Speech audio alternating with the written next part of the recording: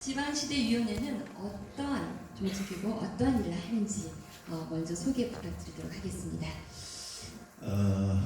여러분도 어차피 우리 학습하는 과정이니까 제가 좀 시간 걸려서라도 좀 상세하게 설명을 드려야 할 것 같아요. 우리나라 60년대부터 산업화 과정을 겪으면서 오늘날의 번영을 누리게 되었습니다. 60년대에 우리나라 형편은 어땠나 하면 세계에서 인구 밀도가 제일 높은 나라 세 나라 중에 하나였어요. 방글라데시와 일본과 한국이었습니다.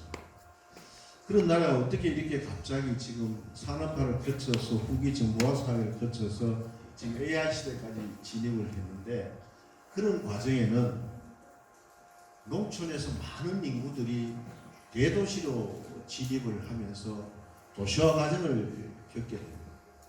그런 인력들이 우리나라 초기 산업화에 큰 역군들이 되었죠. 우리 형님, 누님들이 지금 70대, 80대 되는 분들이 먹고 살기 어려워서 대도시로 많이 몰려들었어요.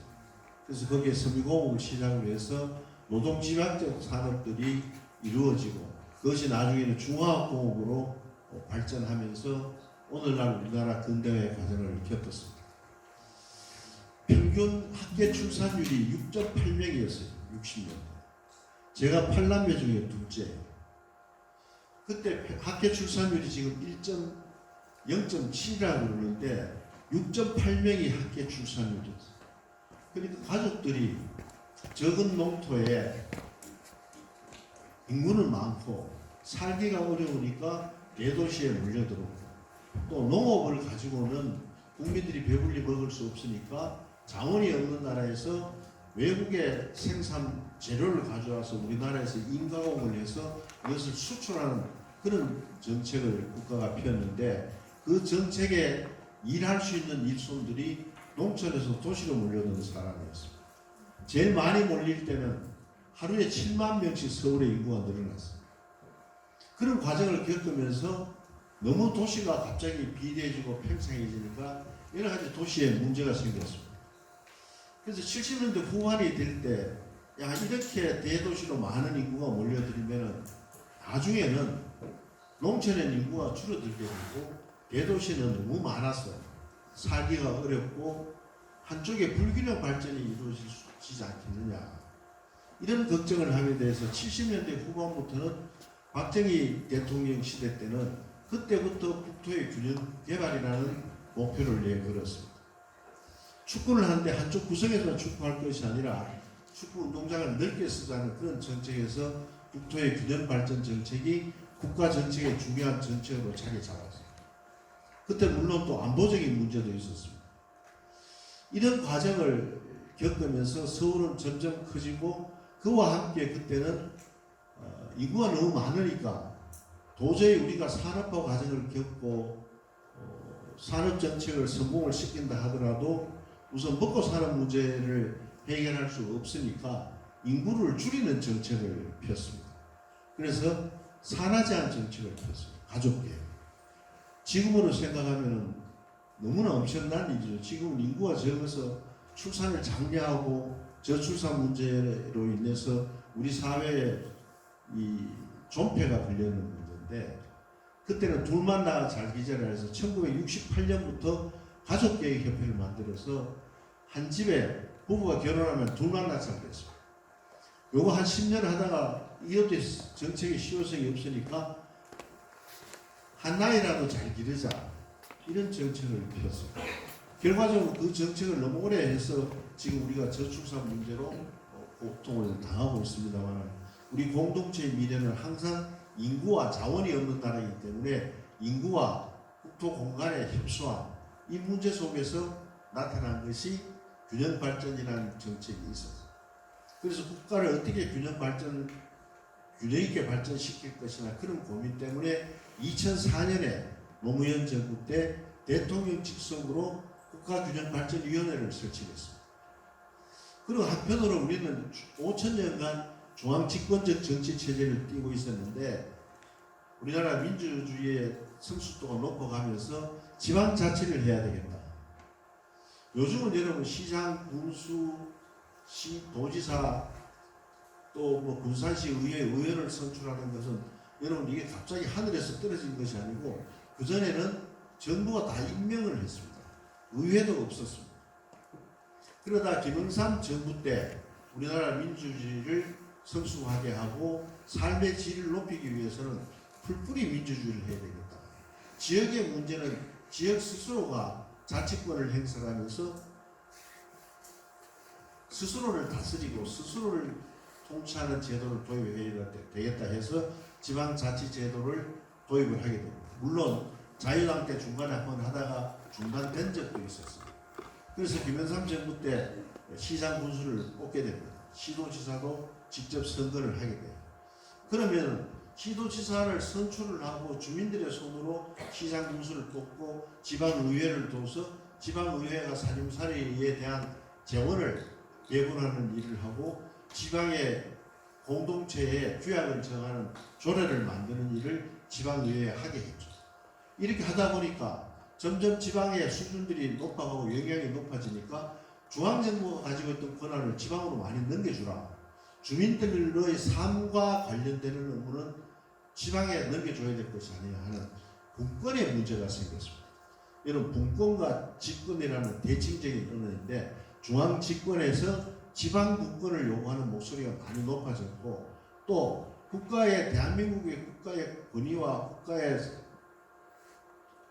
세계에서 차지하는 위상이 점점 높아져서 국방과 외교, 안보 이러한 대외 무역 이런 데서 한국의 점점 위상이 높아지니까 중앙정부가 지방의 일까지 일상적인 국민들의 삶과 연결되는 업무까지 하기가 대단히 어려우니까 중앙에서 중앙정부가 가지고 있던 권한을 지방에 어떻게 내려줘서 지방 스스로가 자치를 할 수 있게 하느냐 이 문제가 생겨서 대통령 직속에 지방분권위원회를 설치하게 됩니다. 이게 물론 명칭은 여러 차례 바뀌어왔어요. 그래서 한쪽에는 지방의 권한을 중앙정부의 권한을 많이 내려주고 한쪽에는 수도권에 많이 집중되어 있는 이 경제활동과 교육활동을 지방으로 넘겨서 지방과 서울이 다 함께 골고루 잘 사는 이런 정책을 펴자는 국가균형발전위원회 두 기구가 있었습니다. 그런데 윤석열 정부가 들어서면서 지방분권과 균형발전은 한 축상에서 자동차의 양바퀴처럼 같이 굴러가는 것이 더 효율적이다. 이것을 위원회를 별도로 둘 필요가 있겠느냐. 그래서 지금까지는 중앙정부 주도의 균형발전 정책과 지방분권 정책을 펴왔으면은 윤석열 정부 들어서면서는 이것은 지방 주도로 하는 것이 맞다. 중앙정부가 하다 보니까 지방자치가 발달되기보다는 중앙정부에 더 의존하는 것이 더 커졌다 해서 지방주도의 지방분권, 지방주도의 균형발전 정책을 펴자고 자치분권위원회와 균형발전위원회를 통합을 하게 됩니다. 그래서 작년 6월 달에 그 법이 통과가 되어서 작년 7월 10일부터 지방시대위원회로 바뀌었습니다. 그래서 자치분권위원회와 균형발전위원회가 통합이 돼서 지금 대통령 직속 지방시대위원회가 있는데 여러분들 부처에 정부 조직에 위원회가 있고 뭐 교육부나 기획재정부처럼 부가 있는데 이 위원회는 또 뭐 하는 부서냐 이런 궁금할 거예요. 어떤 데는 부고 뭐 금융통화위원회도 있고 국민권익위원회도 있고 또 국민통합위원회도 있고 국가교육위원회도 있고 이런 반면에 국가교육위원회도 있고 교육부도 있고 또 방송위원회 같은 조직도 있고 요걸 좀 설명을 드리면은 우리가 70년대 80년대까지만 해도 위원회 조직이 우리나라에 도입이 되지 않았습니다. 정부가 하는 일 중에 정권이나 정치 권력의 영향을 받지 않고 여당, 야당의 영향을 받지 않고 독립적인 격으로 여야가 합의하에 가져가야 될 정책이 있고 또 어떤 정책은 여당이 어떤 보수 집권당이 정권을 잡으면은 보수 정책으로 가고 진보적인 정당이 정권을 장악하면 진보적인 정책으로 가야 되는데 그렇지 못한 일들이 있다. 예를 들어서 은행 같은 업무는 보수적 성격의 정책도 아니고 진보적 성격의 정책도 아니고 국민권익위원회는 국민들의 권익이라는 것이 보수와 진보의 차이가 있을 수가 없고 이런 위원회가 있습니다.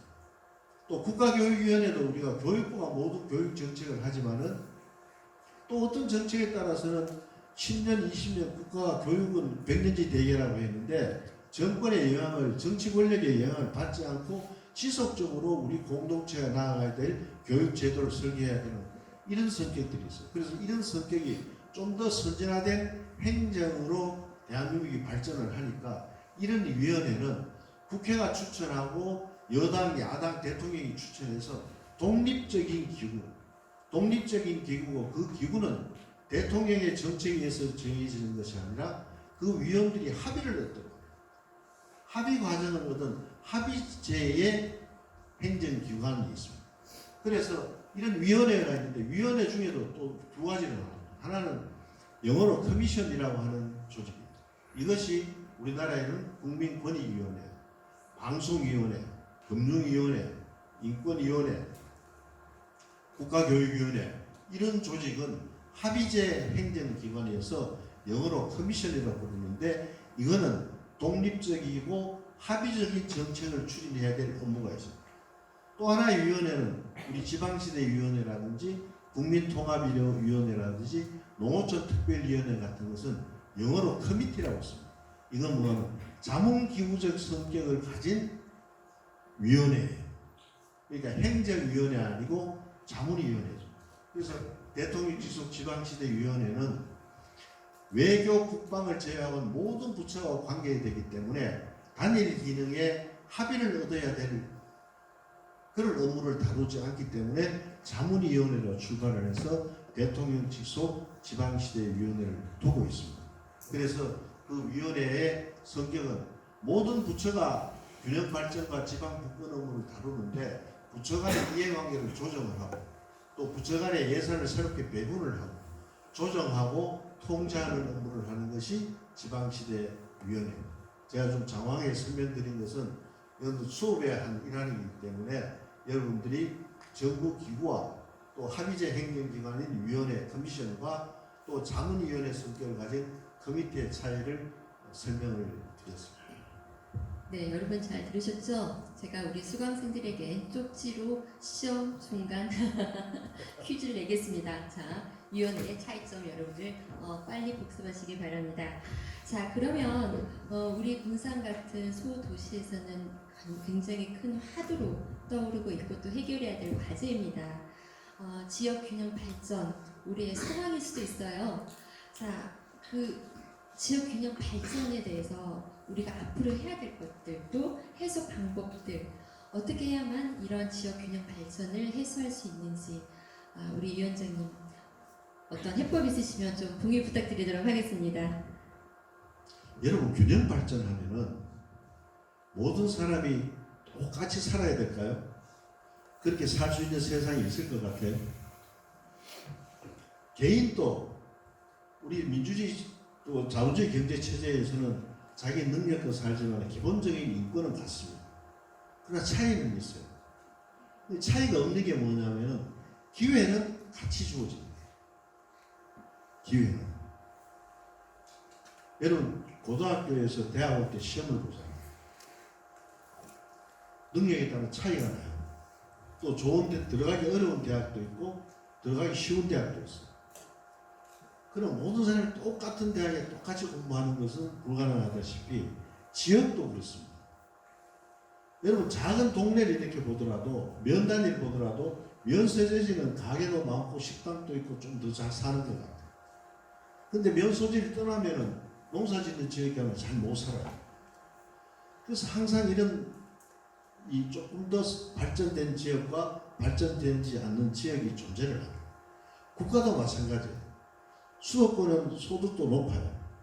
또 삶의 질은 한편으로는 삶의 질이 좋다고 하지만 또 삶의 질이 떨어지는 부분도 있어요. 또 지방엔 인구가 줄어들어서 면이 그대로 존속이 될지 군이 없어질지 그것도 문제예요. 그래서 균형 발전이라는 것은 절대적인 균형을 의미하는 것이 아니다. 어떤 지역에 살든지 간에 차별이 없어야 돼요.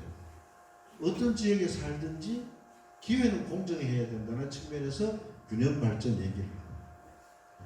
우리가 보통 균형 발전이 불가능합니까? 어떻게 똑같이 모든 지역에 같이 살 수 있느냐? 우리 지금 거대한 큰 담론으로서 서울, 경기, 인천을 뜻하는 수도권, 이게 국토 면적의 11.8%입니다. 근데 여기 인구가 50.4%가 살고 있어요. 서울, 경기, 인천에 약 2,600명. 나머지 서울, 경기, 인천을 제외하고 나머지 도에 약 2,500만이 살고 있습니다. 그래서 수도권과 비수도권의 불균형을 얘기를 하는데 그 삶의 질은 차이가 나더라도 대한민국 국민이라면 어디에 살더라도 기회는 공정해야 되겠다. 이런 측면에서 우리가 균형 발전을 얘기하는 것이지, 균형이라는 것은 수리적으로 또 절대적 평등, 절대적 균형을 의미하는 것은 아니다. 그래서 이러한 것은 어떤 국가든지 다 그렇습니다. 이 균형과 불균형을 나타내는 지표들이 여러 가지가 있는데 세계적으로 제일 많이 쓰는 것이 일정한 면적에 인구가 얼마나 살고 있느냐를 가지고 기준을 따지는데, 그래 따져보면은 우리가 11.8%라는 서울, 경기, 인천의 면적에 전 국가 인구의 50% 이상이 살고 있는 나라가 세계에서 우리 수도권 우리나라가 유일합니다. 그러니까 수도권에 얼마나 많은 사람이 모여있어요. 두 번째 나라가 일본인데 일본은 수도권에 일본 전체 인구의 약 32%가 몰려있습니다. 프랑스는 18% 정도가 파리 번역에 몰려있습니다. 그래서 우리하고 일본이 그만큼 차이가 나는데, 자, 이런 균형 발전 속에서, 이런 불균형 속에서 각 나라마다 다양한 정책들을 펴오고 있습니다. 우리도 박정희 정부 때부터 균형 발전 정책을 외쳤는데 결과적으로는 우리나라는 점점 그 불균형이 심해지고 있습니다. 특이한 사정을 살펴볼 수 있습니다. 교통, 정보, 통신이 발달하면 할수록 우리 지역개발학이나 행정학 분야에서는 분산 효과와 균형 발전이 이루어진다고 믿어왔습니다. 저는 학교 때 그래 배웠어요. 네? 교통, 정보, 통신이 발달하는데 굳이 서울 가서 걱정하면서 살 필요가 뭐 있노? 집에서 재택근무만 배우고, 온라인으로 모든 게 다 할 수 있는데, 다른 나라는 그랬어요. 유럽도 그랬고 미국도 그랬고, 심지어 우리하고 비슷한 정치 체제를 띠고 문화적 요소도 같은 일본도 신칸센이 개통되고 정보화 사회가 되면서 오히려 일본의 수도권 집중도가 나이는 많아 고령화가 되었지만은 32%선에서 거의 지금 20년 가까이 안정된 상태를 유지를 하고 있습니다. 우리는 왜 그랬을까? 김대중 정부 때부터 인터넷 혁명을 통해서 지방에 전국적인 정보화망을 깔았는데, 이 인터넷망이 깔리고 또 고속철도가 생기고 전국에 한 2만 7천 개의 터널이 좁히고 이런 과정을 겪으면서 결과적으로는 또 한 10년 전부터 SNS가 급속하게 발달되면서 서울의 집중도가 훨씬 더 가속화됩니다. 과거 6년 동안 청년들의 서울에 몰려드는 율이 2배가 더 늘어났습니다. 2배. 이게 왜 이랬을까? 그래서 정부 정책도 교통, 정보, 통신이 발달하면은 균형 발전이 이루어지고 굳이 서울에 살 필요가 없다고 믿고 왔고 정책을 펴고 학교에서도 그렇게 가르쳤어요. 근데 결과적으로는 오히려 그렇게 만들어 놓은 고속도로, KTX, SNS, 인터넷 혁명 이런 것이 오히려 지방에서 서울로 더 많이 몰려오게 되고 오히려 서울의 경제력이 지방에 있는 사람들을 빨아들이는 일종의 빨대 역할을 했다.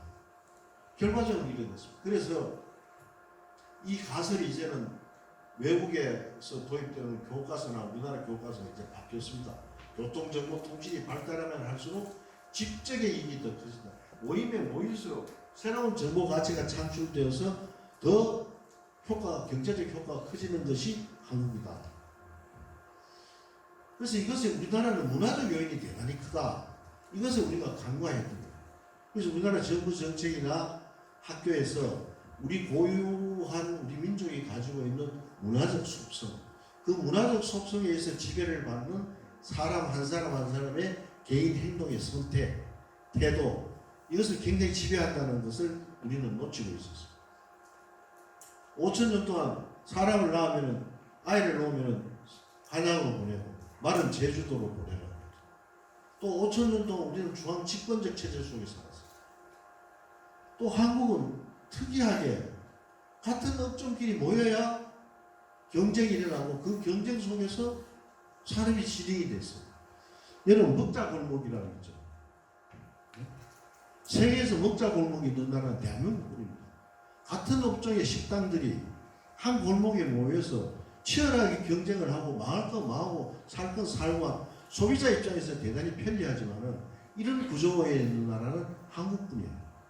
물론 외국 가면은 차이나타운, 코리아타운에서 한국 식당들이 모여있고 이것을 제외하고 나면은 여러분 외국 여행을 한번 해보면은 식당들이 한꺼번에 같은 종류의 식당들이 모여가지고 그 모여야 장사가 잘 된다는 그런 속성을 가지고 있는 나라는 우리나라입니다. 그래서 이러한 특성이 정부 정책에서 우리 민족이 가지고 있는 문화적 속성 이걸 간과를 했다. 그래서 외국 기업들이 새로운 첨단 상품이 나오면은 한국을 테스트베드로 활용하는 것이 바로 거기에 이유를 두고 있다. 자, 그러면 이것을 우리가 미리 알았으면 어떻게 했을까요? 지방에 상대적으로 수도 서울보다는 지방의 교통정보통신의 이익으로 얻을 수 있는 인프라를 미리 깔았어야 돼요. 지금 코로나 이후에 미국에는 재택근무가 늘어났는데 한국은 코로나 때 조금 시작하던 재택근무가 다 없어졌어요.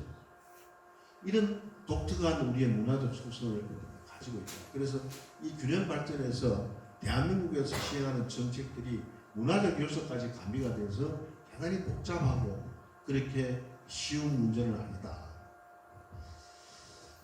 그리고 지금까지 정부가 박정희 정부 때부터 지금까지 쭉 정부를 살펴보면은 도로를 놔주고 아까 말씀드린 대로 SOC를 갖춰주면은 균형 발전이 된다고 믿었는데 또 이런 정책을 하면서 거꾸로 교육 정책이나 의료 정책은 균형 발전 정책이 아니라 사람이 많이 모여 있는 서울부터 발전이 되는 그런 정책을 펴왔어요.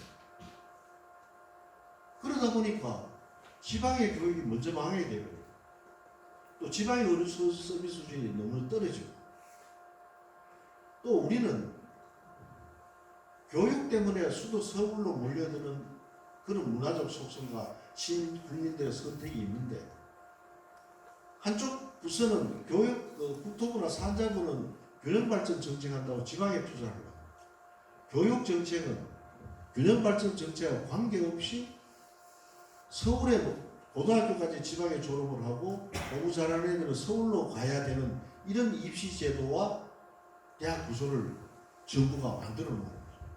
그 정책은 또 균형발전 정책에서 다뤄주지도 않았어요. 그래서 윤석열 정부가 새로 들어오면서 이 정부에서 다르게 했던 게 아까 말씀드린 대로 중앙정부 주도가 아닌 지방주도.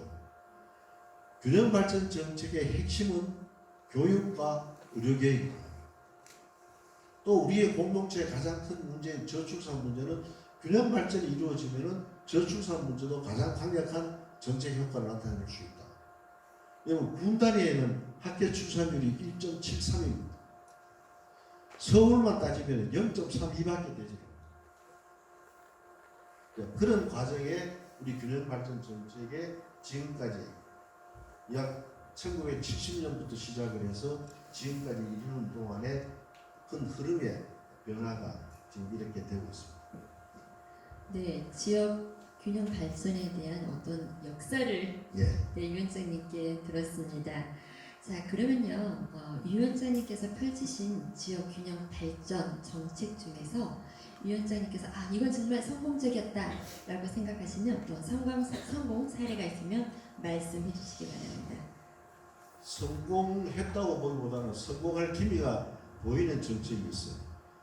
이제 조금 전에 말씀드렸다시피 교육 정책은 수도권 지향의 정책을 펴왔어요. 수도권 지향.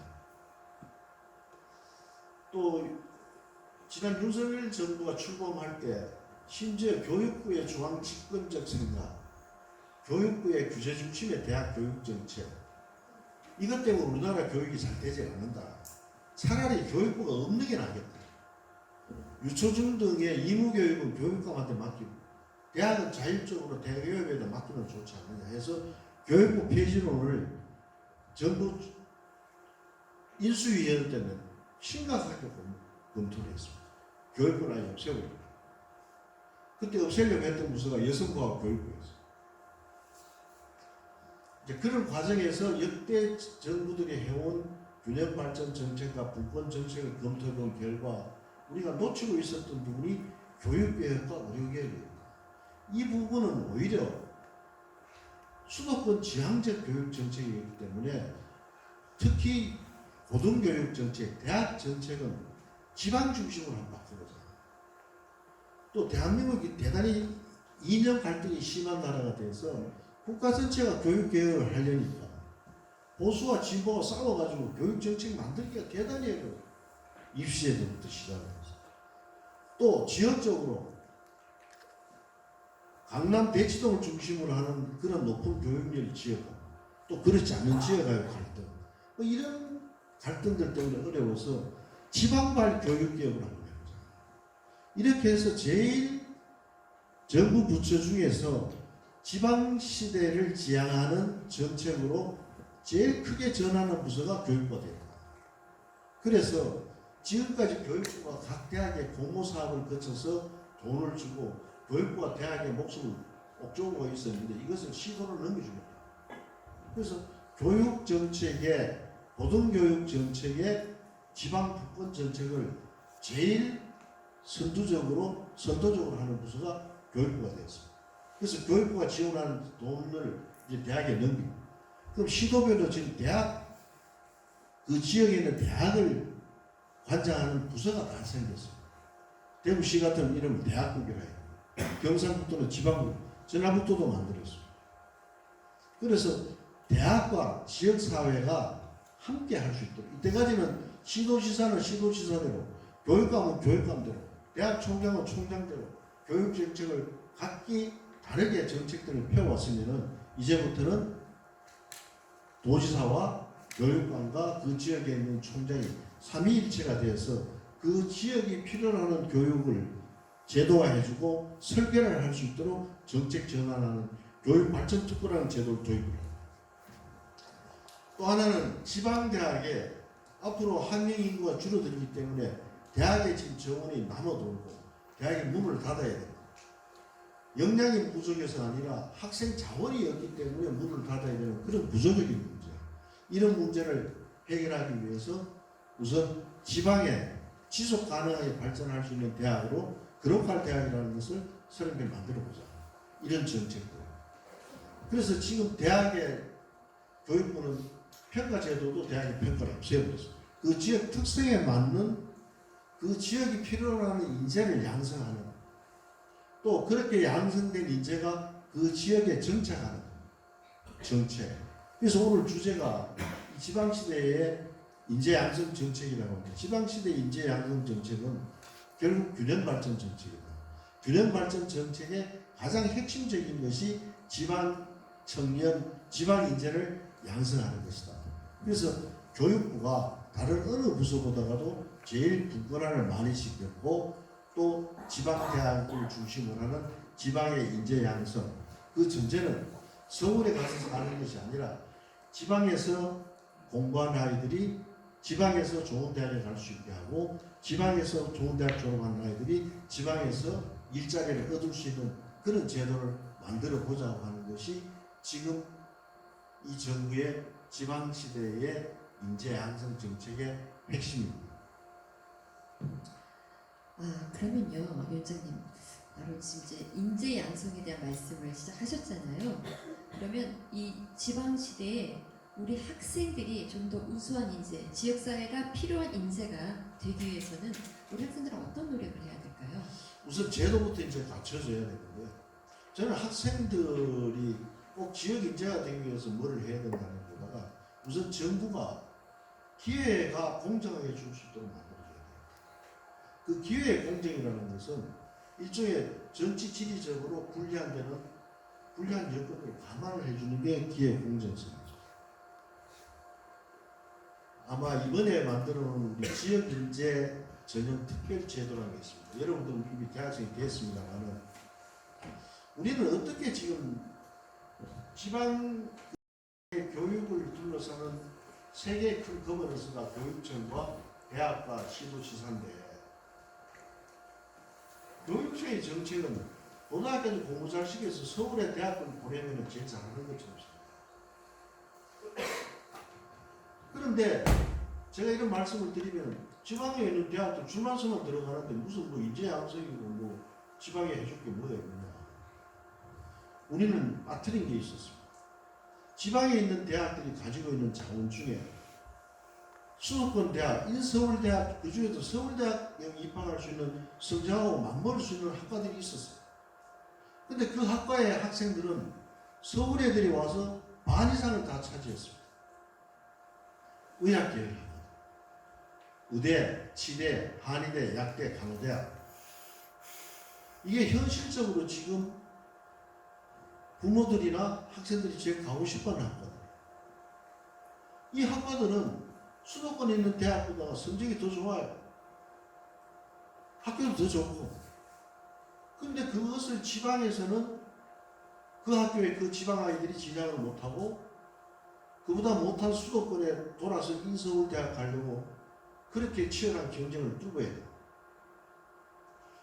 자, 그러면 지방 아이들은 기본적으로 서울 아이들보다 공부 못하게 되어 있느냐?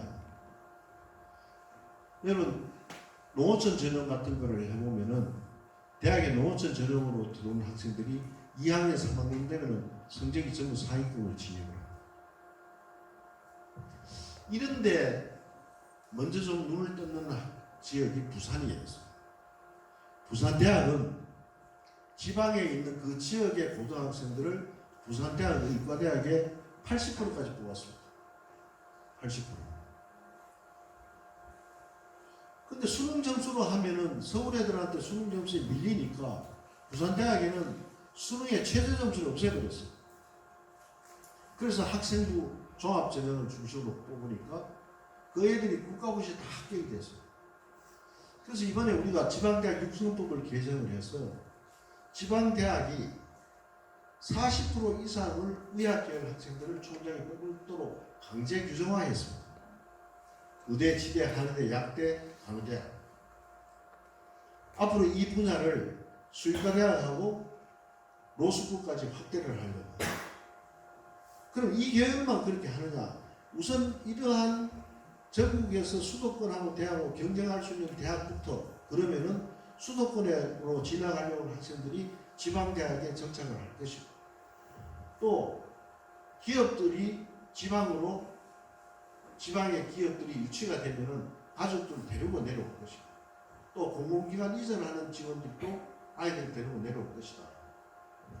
그래서 지금은 그 지역에서 부산, 울산, 경남을 한 구역으로 묶고 대구, 경북을 한 구역으로 묶고 호남권, 충청권, 제주, 강원 이렇게 번역별로 해서 40% 이상을 뽑도록 했습니다. 원래 40% 이상을 뽑도록 해보니까 전국 평균이 60.4%가 지방 아이들이 됐어요.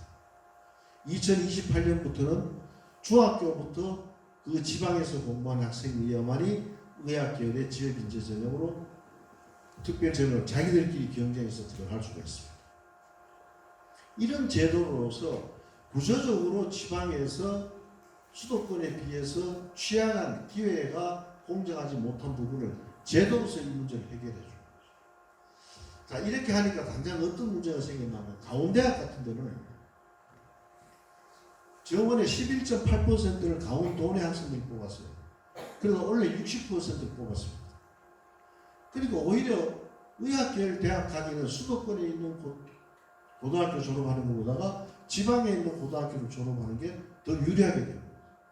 그래서 지금 강남에 있는 엄마들이 아들을 데리고 춘천으로 이 호남권이 전남, 전북, 광주가 고산수에 비례해서 대학 의학계열 정원이 제일 많은데, 그래서 이 숫자적으로 보면은 호남권에서 고등학생들이 의학계열 대학에 진학할 수 있는 확률이 훨씬 더 높다 해서 지금 서울의 수도권의 엄마들이 호남권을 지금 주시하고 있고, 진주에 가 있는 토지주택공사 LH가 지난달에 서울지사 근무를 희망하는 직원들을 모집을 했는데 작년에 비해서 2분의 1로 희망자가 줄었어요.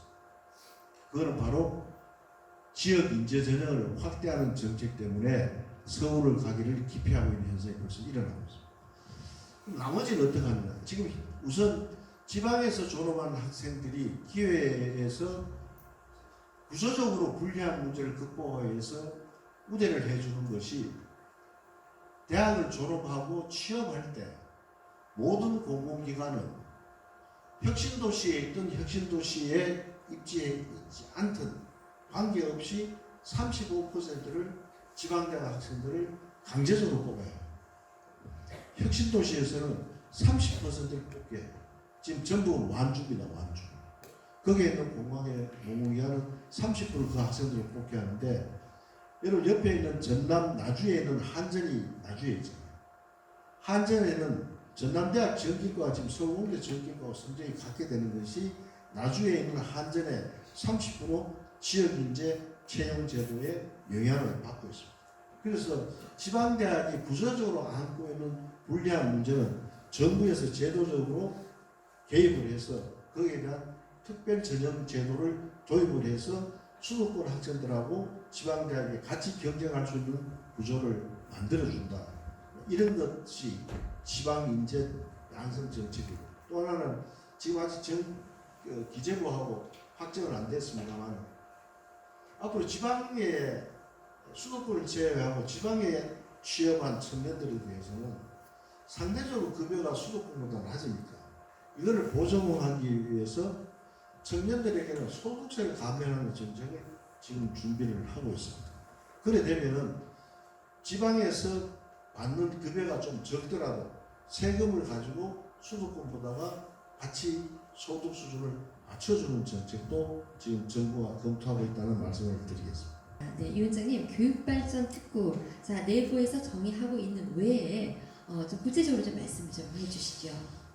조금 전에 약간 설명을 좀 드렸는데, 우리나라 교육이 여러 가지 제도적으로 안고 있는 문제가 많아요. 그것을 국가라는 단위로 해결하기는 대단히 어렵다. 왜? 이 이념적인 문제가 개입이 돼서 교육 문제를 풀기 어렵기 때문에 이제 교육은, 실제로 교육은 국가제가 아니고 지방제입니다. 그래서 지역 스스로가 교육 제도를 설계하고 지방 스스로가 필요로 하는 이 교육 제도의 정책을 육성해주는 그런 정책으로 그 지역이 필요로 하는 인재를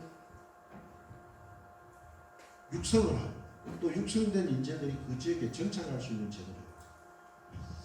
지금까지는 어떻게 했냐면은 이런 생각들을 많이 했어요. 특히 호남 학숙이 서울에 많습니다.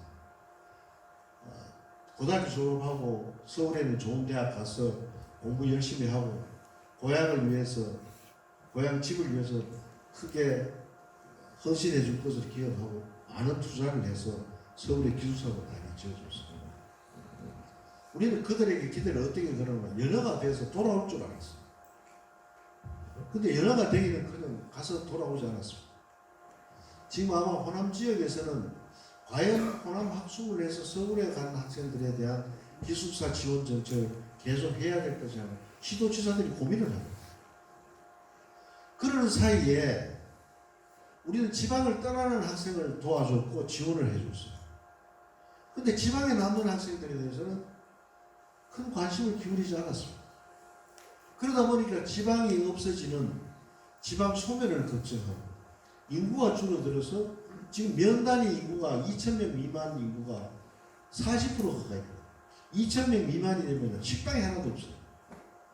그럼 공동체에 살 수 있겠어요? 4,000명 미만이 되면 병원, 의원, 약국이 없어집니다. 그래서 우리나라의 각 시도가 지방 인재들을 어떻게든지 서울에 보내서 서울에서 그들이 훌륭하게 되면은 지방도 덕을 보고 가족들도 덕을 본다고 생각했는데 결과적으로는 지방의 소멸, 지방의 세태를 더 빨리 불러온 그런 결과가 아니냐 이런 걱정들을 하게 됩니다. 그래서 대구 경북은요 시도가 기숙사를 서울에 짓는다고 돈 내가 하려고 그러는데 총장들이 목숨 걸고 반대를 했어요. 왜 고향을 지키려고 지방에 오는 대학 아들한테는 혜택을 안 주고 서울에 기숙사를 지으려고 하는 거예요. 대구 경북은 내놓고 서울에 기숙사는 없습니다. 그래서 먼저 뭐를 했냐면은 지방에 있는 대학에다가 시군들이 기숙사를 먼저 지었어요. 향토 기숙사를 해서 대학이 반을 부담하고 시군이 반을 부담하고 그러면 그 기숙사 입주권은 시장 군수가 가져요. 예를 들어서 영남대학에서 제가 그 아이들을 제일 먼저 냈는데 한 사람 기숙사 2인 1실 짓는데 2천만 원이 들더라고요.